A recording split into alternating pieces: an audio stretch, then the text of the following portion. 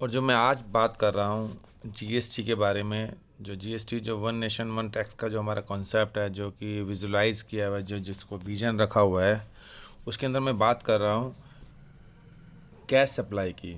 Normally हम क्या करते हैं, जो कैश सप्लाई का बिल बनाते हैं, जो बिल बनता है उसमें नॉर्मली कैश लिख के, हम अगर काउंटर में सेल कर रहे हैं तो हम कैश लिख के हम डिलीवर कर देते हैं, मतलब माल सप्लाई कर देते हैं। तो उसमें लोकेशन वगैरह या प्लेस ऑफ सप्लाई मान लिया जाता काउंटर की है।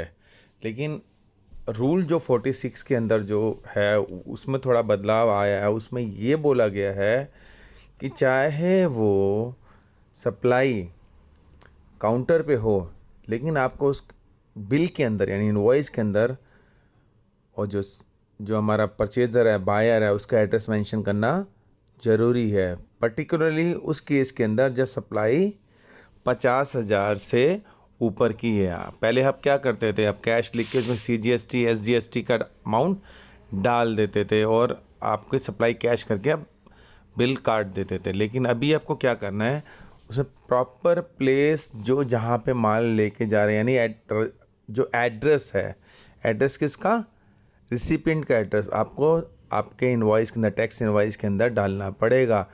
अगर टैक्स सपोज़ करो, अगर दिल्ली में हम सेल कर रहे हैं काउंटर पे, और जो पर्सन है वो हरियाणा का है, हरियाणा में वो मतलब सपोज़ करो हरियाणा के बादशाहपुर का जो कोई आदमी है या कोई भी जो अपना रिसिपिएंट है बादशाहपुर का है, तो आपको उसके बादशाहपुर का एड्रेस डालना पड़ेगा।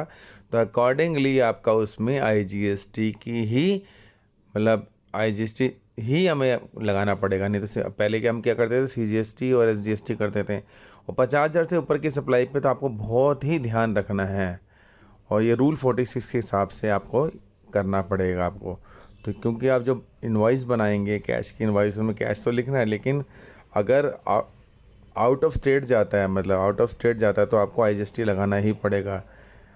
पहले हम क्या करते थे, अगर काउंटर सेल होती तो हम विद इन स्टेट का ही मतलब CGST और IGST कर CGST और अपना SGST लगा के बिल काट दिया करते थे। लेकिन अब ऐसा नहीं करना है, आपको रूल 46 ऑफ GST का फॉलो करना है। उसमें अगर अगर आपने जो सेल किया है, अगर इनवॉइस बनाते वक्त आपको उसका प्रॉपर एड्रेस मेंशन करना है।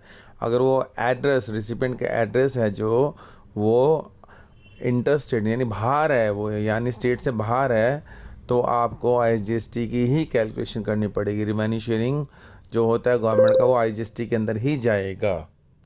तो ये चीज़ें का आपको ध्यान रखना है।